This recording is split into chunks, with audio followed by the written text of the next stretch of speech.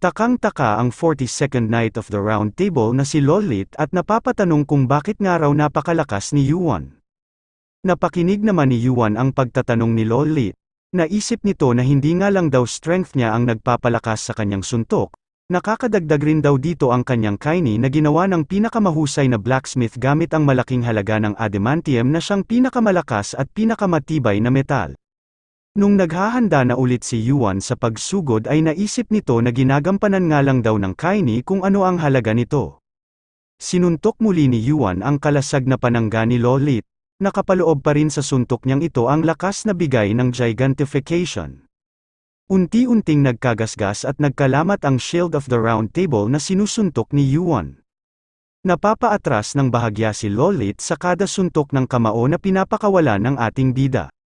Makailang beses na pinagsusuntok ni Yuan ang kalasag ni Lolit hanggang sa dumami na ng dumami ang mga lamat nito. Pinaplano na ni Yuan na kung hindi niya nga raw maaatake ng direkta si Lolit ay uunahin na niya lang daw munang basagin ang gamit nitong kalasag. Napaatras na naman ang kaunti ang Knight of the Round Table na si Lolit sa huling suntok na binitiwan ni Yuan. Nainis si Lolit nung maisip nito na hindi pa nga raw ginagamit ni Yuan ang mga special tricks at techniques nito. Bakit nga raw siya natatalo gayong nilalabanan lang naman siya ni Yuan gamit ang kanyang lakas? Habang sinusuntok ni Yuan ang kalasag ni Lolit ay ini-activate ulit nito ang kanyang skill na charge. Higit na mas malakas ang charge na ginamit niya ngayon kaysa sa nung una. Nawala sa balanse si Yuan dahil sa biglaang pag-atake ni Lolit, pero itinoon agad nito ang kanyang paa upang makatayo ulit ng maayos. Pumustura ulit siya ng pagsuntok upang atakihin muli ang kanina pa niyang sinusuntok na kalasag. Alam ni Yuan na nakakaramdam na ng pagod si Lolit kaya hindi na niya ito tinatantanan ng pag-atake. Nagpakawala si Yuan ng isang napakalakas na suntok, isinangga ulit ni Lolit ang Shield of the Round Table upang maprotektahan niya ang kanyang sarili. Nagtaka si Lolit nung makita niya na malaki na ang lamat sa kanyang kalasag. Napapaisip tuloy siya kung paano nga raw ito nagagawa ng isang player lang. Sa madaming beses na sinuntok ni Yuan ang Shield of the Round Table, ay hindi na nito nakayanan ang kanyang mga pag-atake.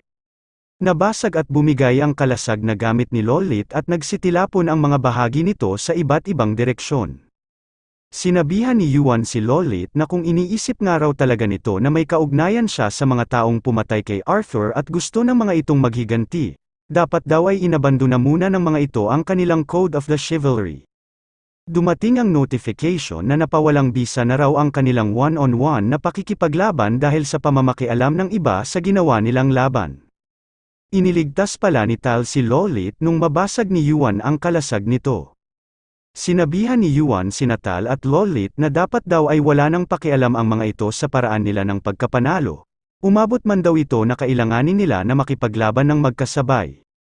Humawak si Yuan sa kanan niyang braso at sinabing mali raw ang desisyon ng mga ito. Pagkaalis ni Yuan sa kapirasong tela na nasa kanyang kanang braso, ay sinabi nito sa dalawang Knight of the Round Table na isang araw pang mamaliit sa kalaban ang ginawa ng mga itong pakikipaglaban sa kanya ng mag-isa. Inamin ni Tal na nagkamali nga raw sila sa pangmamaliit kay Yuan. Itinaas nito ang kanyang espada at sinabing ang hindi niya lang daw matatanggap ay ang sabihin ni Yuan na magagawa niyang labanan silang dalawa ng magkasabay. Humaba ang talim ng espada ni Tal, nabalot ito ng malakas na mana noong gamitin na nito ang skill na Colossal Sword. Sinabihan niya si Yuan na ipapakain niya nga raw dito ang mga salita na sinabi nito. Hindi naman natakot si Yuan sa paninindak sa kanya ni Tal. Habang papasugod ito ay kinuha niya sa kanyang inventory ang kanyang espada na Edge of Nightfall. Inatake ni Tal ang papasugod na si Yuan. Sa haba ng gamit nitong espada ay nawasak ang malaking bahagi ng training ground dahil sa ginawa nitong pag-atake. Mabilis namang nakaiwas si Yuan at tumalon ng mataas upang ituloy pa rin ang kanyang pagsugod. Habang nasa ere ay nabigla si Yuan nang makita nito ang sunod na pag-atake na ginawa ni Tal. Nagpakawala ito ng sunod-sunod na blade skill papunta sa direksyon ni Yuan. Naisip ni Tal na hindi nga raw ito basta-basta makakaiwas habang nasa himpapawid pa ito. Ang hindi niya alam ay may nakatabing skill si Yuan na para sa mga ganitong sitwasyon. Ini-activate ni Yuan ang skill na Sky Step ng suot niyang Hermes Threads. Sa paggamit niya ng skill na ito ay umangat ng 100% sa loob ng 5 segundo ang kanyang movement speed. At dahil nagagawa ngayon ni Yuan na makapaglakad sa ere sa loob ng 5 segundo, ay madali nitong naiwasan ang napakaraming blade skill na pinakawalan ni Tal sa tulong na rin ng dalawa niyang skill na Cinder Ice at Sensory Field.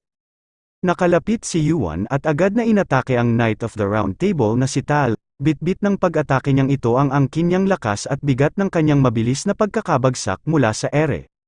Kahit malayo ang naging entrada ng pag-atake ni Yuan ay nagawa pa rin itong matumbasan ni Tal. Nagawa niya ito dahil isa na itong ranker at higit na mas mataas ang stats at level nito. Walang inaksayang sandali ang dalawang magkatunggali at agad na sinugod ang isa't isa. Nakailang pagbubuno ang dalawang ito ng kanilang mga espada pero hanggang ngayon ay wala pa ring tumataob sa kanila. Kung titingnan ng mabilis ay parang walang nakakalamang sa dalawa, pero iba na pala ang nararamdaman ni Tal. Magkahalong inis at pagkabahala ang nararamdaman nito. Naisip niya na patindi nga raw ng patindi ang natatanggap niyang penalty. Malalagay nga raw siya sa alanganin kapag pinatagal pa niya ito. Pinaplano ni Tal na makatsyempo ng isang malaking pag-atake. Kaso nga lang ay hindi niya inasahan na aatakihin na siya ni Yuan ng napakalakas. Tumilapon si Tal ng ilang distansya dahil sa lakas ng huling atake na binitawan ni Yuan. Itinuon nito ng madiin ang dalawa nitong paa at kahit papaano ay nagawa pa rin nitong makatayo. Noong kumbinsido na si Tal na hindi niya matatalo ng mag-isa si Yuan ay tinawag na rin nito ang isa pa niyang kasamahan na si Lolit. Sinabi ni Tal na bigyan daw siya ni Lolit ng kaunting oras. Sumang-ayon naman si Lolit sa desisyon nito at sinabing nakahanda na nga raw siya. Nakita ni Lolit na papalapit na sa kanila si Yuan kaya agad nitong inilubog ng kaunti sa lupa ang bagong kalasag na ipinahiram sa kanya ni Tal. Habang papasugod si Yuan ay nagulat ito nang makita niya ang napakalaking skill na ginawa ng dalawang Knight of the Round Table. Sa ilalim ay naroon ang skill na isang malaking kalasag at sa ibabaw naman nito ay mayroong isang napakalaking espada. Binubuhos na ng dalawa ang buo nilang lakas sa paggamit nito. Napamura si Lolit sa tindi ng penalty na natatanggap niya nang dahil lang daw sa pagdepensa sa pag-atake ni Yuan. Parehas na iniisip ni Tal at Lolit na kahit pangaraw madurog ang kanilang katawan o kahit magbuwis sila ngayon ng buhay ay nakahanda raw silang gawin kung para ito sa Britanya.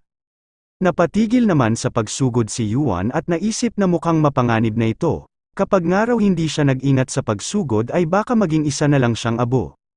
Unti-unting nagkaroon ng itim na enerhiya ang kamay ni Yuan. Naisip niya na siguro raw ay magagamit niya lang ito ng 1 minuto. Ang tinutukoy ng bida natin na si Kim Yuan ay ang bago niyang kapangyarihan na demonic energy. Mabilis na kumapal ang itim na enerhiya na nasa kamay at espada ni Yuan nung umpisahan na niyang gamitin ang 20 charge ng kanyang demonic energy. Habang papalapit sa kanya ang napakalaking skill na ginawa ni Tal ay naisip niya na siguro raw ay sasapat na ang kapangyarihan niyang ito kung gagamitin niya lang ito sa pagdepensa. Nagawa ni Yuan na mabasag ulit ang bagong kalasag na gamit ni Lolit, kaso nga lang ay kinailangan niyang gumamit ng malaking charge ng demonic energy sa pagbasag nito. Nung pagmasdan ni Yuan ang skill na inihahanda ni Tal ay naisip nito na nakikita niya nga raw kung paano niya ito wawasakin. Natutukoy niya nga raw ang pinakakahinaan ng makapal na mana na binubuo nito. Matapos ang matagal na paghahanda ng ranker na si Tal, ay ibinagsak na nito ang skill na tinatawag na The Judgment of the Round Table papunta sa direksyon ni Yuan. Gamit ang kanyang Edge of Nightfall ay hinarap ni Yuan ang skill ni Tal na nasa anyo ng isang malaking espada. Naisip ni Yuan na sa mga oras na ito ay kailangan na raw niyang ibigay ang lahat ng mayroon siya. Naglabas ng malaking halaga ng arcane power ang kaini ni Yuan at inubos na niya rin ang lahat ng natitirang charge ng kanyang espesyal na kapangyarihan na demonic energy. Sa pagtatagpo ng skill ng isang ranker at ng pinagsamang kapangyarihan ni Yuan ay nawasak ang malaking bahagi ng training ground. Hindi rin nagtagal at nagkaroon ng malaking pagsabog sa pinangyayarihan ng labanan. Sa lakas ng pagsabog na ito ay maaari itong matanaw ng ibang tao kahit pa sa malayo. Malaking pinsala ang inabot ng isang ranker dahil sa naganap na labanan at sa natatanggap nitong penalty. Ang ranker na ito ay ang sugatan na si Lolit. Nagulat siya nang makita niya ang kalagayan ng kasamahan niyang si Tal. Tinanong niya kung ayos lang ba raw ito. Walang natanggap na tugon si Lolit kaya inisip nito na marahil daw ay nawalan lang ng malay si Tal. Mabuti naman daw at buhay pa ito. Naalala rin ni Lolit ang huling kapangyarihan na ginamit ni Yuan, sigurado nga raw siya na demonic energy ito. Nakakapagtaka nga raw na nakakagamit ito ng demonic energy gayong gumagamit din ito ng arcane power. Paano nga raw kaya nagsasama ang dalawang magkaibang enerhiya sa iisang katawan? Naisip ni Lolit na marahil nga raw ay patay na ngayon si Yuan. Hindi na nga raw nila ito matatanong pa, pero ang mahalaga ay mayroon na silang panimula. Kailangan na nga lang daw nilang imbestigahan ang mga demon na may kaugnayan sa paggamit ni Yuan ng demonic energy. Napatigil sa pag-iisip si Lolit nung makakita ito ng imahe ng isang tao mula sa makapal na usok. Sa unahan ng imaheng ito ay naroon din ang bida natin na si Kim Yuan. Nagtanong si Lolit kung paano raw ito nabuhay, pero napahinto siya sa pagsasalita nung marinig niya ang boses ng tao na nasa likuran ni Yuan. Sinabi ng taong ito na napakagulo nga raw ngayon ng kanilang training ground. Tiningnan ni Yuan kung sino ba ang lalaking ito, napatanong ang sugatan na si Lolit kung ito nga raw ba ang kanilang kamahalan. Pinagmasdan ni Yuan ang maigi ang lalaki na may berdeng buhok. Naisip niya na nagpunta raw pala doon ang personal ang Knight of Betrayal na si Lancelot. Humingi ng pasensya si Lolit habang nakayuko ang ulo nito. Sinabi niya na sana raw ay patawarin sila ng kanilang kamahalan. Sinabi naman ng dumating na si Lancelot na dapat nga raw ang mga itong humingi ng tawad. Nagtaka si Lolit nung kumuha si Lancelot ng espada sa kanyang inventory. Sinabi ni Lancelot na gumawa nga raw ang mga ito ng kasalanan na maaaring makasira sa pangalan ng Britanya at ng kanilang round table. Mabilis na pinugot ni Lancelot ang ulo ng dalawang Knight of the Round Table, sinabi nito na sa ginawa nga raw ng mga itong kasalanan ay parehas silang dapat maparusahan ng kamatayan. Walang bahid ng awa at pagdadalawang isip ang makikita sa mga mata ni Lancelot matapos nitong patayin sina Tal at Lolit. Napailing si Lancelot at sinabi na sa ginawa nga raw ng dalawang ito ay ipinahiya na nila ang kanilang nasyon. Nanginginig naman ang kanang kamay ni Yuan hindi dahil sa naaawa ito sa sinapit ng dalawa kundi dahil sa matinding galit na nararamdaman ngayon ni Arthur. Nanggagalaiti na sinasambit ni Arthur ang pangalan ni Lancelot pero sinabihan ito ni Yuan na kailangan daw muna nitong pigilin ang kanyang sarili. Sa mga oras na ito raw ay kailangan muna nilang magpigil. Kapag nga raw namatay ngayon si Lancelot ay ang maaalala lang ng mga taong hindi nakakaalam ng katotohanan ay namatay ito bilang isang marangal na hari sa pagprotekta nito sa kapayapaan ng Britanya. Sinabi ni Yuan na siguro naman daw ay ayaw itong mangyari ni Arthur. Tumingin si Lancelot kay Yuan habang pinupunasan nito ang dugo na tumalsik sa kanyang pisngi. Habang nakatingin ito kay Yuan ay biglang nagparamdam ang mahiwagang itlog na inilalabas daw nito ang kanyang pangil. Pinagmasdan din ni Yuan ang nakatingin sa kanya na si Lancelot, nakapokus ang tingin niya sa mga mata nito. Pamilyar kay Yuan ang itsura ng mata ni Lancelot, napapaisip siya ngayon kung posible ba raw na sinaniban nito ng isang outer. Habang papalapit si Lancelot sa ating bida ay naisip ni Yuan na malamang daw ay napag-utusan ito ng mga taga-Olympus. Maliban nga raw doon ay wala siyang nakikitang dahilan para atakihin siya nito dahil hindi pa naman niya inilalabas ang existence ni Arthur. Naisip ni Yuan na sa pagkakaalam niya nga raw ay sinusubukan ng Olympus na mag-playing safe at maghintay ng tamang oras, siguro raw ay nagkaroon ng isang pangyayari kaya napuwersa agad ang mga itong gumawa ng paggalaw. Pinapanalangin ni Yuan na sana raw ay walang kaugnayan ang ginagawa ng mga ito sa mga outer gods. Kinausap ni Lancelot si Yuan at sinabing balisa nga raw ang mga miyembro ng Knights of the Round Table matapos ang pangyayari na pagkawala ng dati nilang hari na si Arthur. Sana nga raw ay mapatawad ni Yuan ang nagawa ng mga itong kasalanan. Sinabi rin ni Lancelot na siguro raw ay hindi maayos ang pakiramdam ngayon ni Yuan matapos nitong masangkot sa hindi inaasahang kaguluhan. Gusto niya nga raw itong paanyayahan sa mga susunod na araw upang ipakita ang lubos niyang paghingi ng tawad. Binanggit ni Lancelot na bilang hari nga raw ng Britanya, may isusunod pa sana itong sabihin pero hindi niya na ito naituloy nung unahan siyang magsalita ni Yuan. Sinabi ni Yuan na wala nga raw siyang pakialam kung bukas o kailan man ito. Basta tawagan na lang daw siya ng mga ito kung kailan na sila handa. Pagkatapos sambitin ni Yuan ang mga salitang ito ay nilampasan na niya ang natahimik na si Lancelot. May sasabihin pa sana si Lancelot pero dumiretso na ng paglalakad si Yuan papaalis ng training ground. Nainis si Lancelot sa kanyang sarili, naisip niya na isang pagkakamali nga raw ang ginawa niyang ito. Dapat nga raw ay hindi lang 2, dapat daw ay 3 o higit pa ang ipinadala niyang Knights of the Round Table para patayin si Yuan. Naisip ni Lancelot na kailangan na raw niyang may report ang pangyayaring ito sa mga nakakataas sa kanya. Nagtaka si Lancelot nung makita niya na unti-unting bumabalik sa dati ang sirang training ground nang dahil sa epekto ng isang skill. Lumingon siya sa kanyang likuran at napaisip kung kailan pa nga raw ito nakarating doon. Madalas nga raw na binubuno lang nito ang kanyang oras sa loob ng kastilyo. Napapaisip si Lancelot kung ano nga ba raw ang ginagawa nito doon at kung naroon ba raw ito para panuurin si Yuan. Tinanong ni Lancelot ang taong umaayos sa sirang training ground kung ano raw ang ginagawa nito sa lugar na iyon sa ganoong oras. Kinaumagahan ay nagpunta na ang mga kawal na magsasanay sa training ground.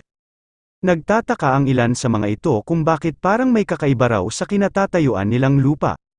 Sinabihan ng isang lalaki na may mas mataas na posisyon ang mga kasamahan niyang kawal, na tumigil na raw ang mga ito sa pag-uusap ng mga hindi importanteng bagay at mag-umpisa na silang pumunta sa kani-kanilang pwesto.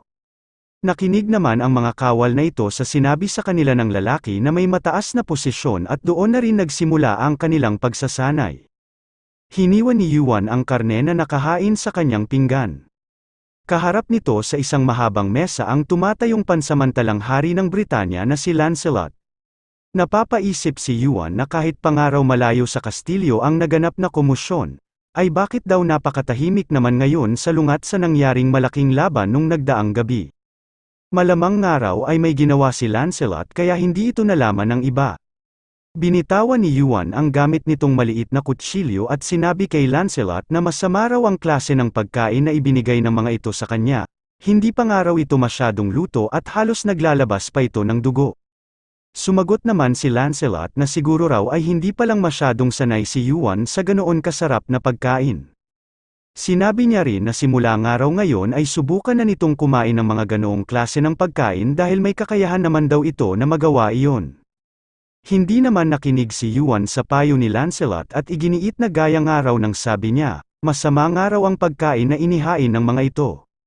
Nung pakiramdam ni Lancelot na hindi niya mababali ang opinyon ni Yuan ay tinanong niya na lang ito kung paano raw nito nakilala si Sir Merlin.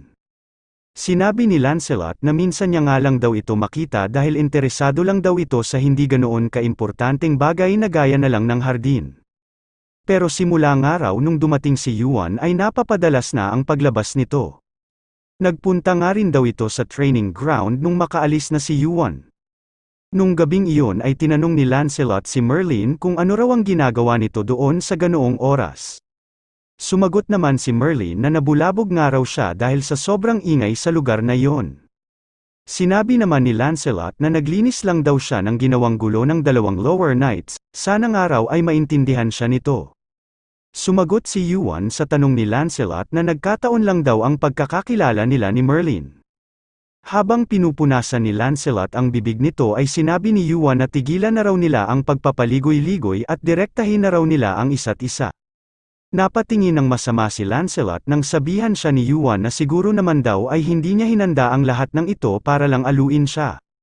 Biglang nag-iba ang kulay ng paligid at nabalot ito ng halos kulay itim na mana. Nagtanong si Lancelot kung ngayon ba raw ay makakapag-usap na sila ng maayos. Naisip ni Yuan na ayaw nga raw ni Lancelot na makapag-record at makapagpadala siya ng mensahe sa pagpapawalang bisa nito sa kanyang player kit, sa pamamagitan ng pagpupuno nito ng mana sa loob ng kwarto. Binanggit ni Lancelot na narinig nga raw niya na nasa pagmamay-ari ni Yuan ang Stone of the Sea. Sinabi niya na may kilala nga raw siya na gustong makuha ito kaya ibigay na lang daw ito ni Yuan sa kanya. Nagtanong naman si Yuan kung si Poseidon ba raw ang tinutukoy nito na gustong makuha ang Divine Sea Crystal. Sinabi ni Lancelot na alisin daw ni Yuan sa bibig nito ang pangalan ng kanilang Panginoon na si Poseidon. Sinabi rin ni Lancelot na nung unang araw ay plano niya na kuhanin ito ng puwersahan kay Yuan. Simula pa nga lang daw nung pumasok ito ng Britanya ay napakarami na niyang paraan para patayin ito. Naisip naman ni Yuan na gaya nga raw ng hinala niya. Gusto nga raw ng mga ito na maggarantiya siya kay Mamos para mabilis ng mga itong ibaling ang sisi sa kanya. Pero simula nga raw nang malaman ng mga ito na anak ni Belial si Mamos ay nag-iba na ang ginawa nitong plano, at iyon ay ang pagpapadala sa kanya ng dalawang Knight of the Round Table. Sinabi ni Lancelot na naging mabait nga raw ang kanilang ruler of the sea. Kapag nga raw sumuko si Yuan at ipinangako nito ang buo niyang katapatan ay kakalimutan daw ng kanilang Panginoong si Poseidon ang lahat ng ginawa nito. Nakahanda rin daw sila na bigyan ito ng nararapat na suporta habang umaakyat ito ng tore. Napangisi naman si Yuan at sinabing kahapon nga lang daw ay gusto siya nitong patayin. Isang gabi lang ba raw talaga ang kailangan nito para makapagbago ng isip. Tumayo si Yuan at sinabing siguro nga raw ay mabait si Poseidon, kaso nga lang daw ay may pagkabaliw ito. Nagulat naman si Lancelot sa itinawag ni Yuan sa kanyang Panginoon. Idinagdag pa ni Yuan na mag-isa na lang daw si Lancelot sa pagbababa ng ulo nito. Tutal naman daw ay mabait naman pala si Poseidon, baka nga raw mabiyayaan pa siya nito ng kung ano. Napahiyaw si Lancelot sa ginagawang kalapastanganan sa kanya ni Yuan. Humiyaw ito at tinanong kung alam ba raw talaga ni Yuan kung sino siya. Sumagot naman si Yuan na kilalang kilala niya nga raw ito. Bago tuluyang lumabas ng kwarto ay sinabi ni Yuan kay Lancelot na mukhang ito nga raw ang hindi nakakaalam kung anong klase na ngayon ng pagkatao ang meron nito. Pagkalabas ni Yuan sa palasyo ay kumuha ito ng isang tinapay sa kanyang inventory. Nakakaramdam ito ng gutom dahil hindi niya kinain ang hinain na pagkain sa kanya ni Lancelot. Habang naglalakad sa labas ay naisip nito ang ginagawang pagre-recruit sa kanya ni Poseidon. Sa posisyon nga raw na meron ito ay madali lang itong makakagawa ng paraan para patumbahin ang mga player na tulad niya. Ibig sabihin daw noon ay mayroon itong rason kung bakit bigla na lang itong nagbago ng plano. Habang tinitingnan ni Yuan ang hawak niyang matigas na tinapay ay may bigla siyang napagtanto. Napapaisip siya kung naghahanda na ba raw si Poseidon sa sisimulan nitong digmaan laban kay Zeus. Sa pagkuha nga raw nito sa Divine Sea Crystal at sa pagsasali sa gaya niyang player na may potensyal na maging isang high ranker ay nangangahulugan daw ito na gusto nitong magpalaki ng puwersa. Ganoon nga raw pala kalaki ang inaasahan nito sa kanya. Naisip ni Yuan na kahit nga raw makuha siya nito ay hindi pa rin ito sapat para labanan si Zeus. Iniisip ni Yuan kung may iba pa ba raw na pinaplano si Poseidon, pero bahala na nga raw dahil mas makakabuti nga raw sa kanya kapag nilabanan ng mga ito ang isa't isa. Nung makain na ni Yuan ang inilabas nitong tinapay ay sinabihan niya si Arthur na wag na raw muna itong magalit. Maging siya nga raw ay hindi rin komportable nung harapin niya si Lancelot. Sinabi ni Yuan kay Arthur na malapit na nga raw ang oras kaya hindi na rin daw magtatagal ang pagtitiis nito. Noong makapagpadala si Yuan ng mensahe sa kanyang player kit na maging handa na raw para bukas, ay sinabi nito kay Arthur na ipinaghanda niya raw ito ng isang magandang entablado.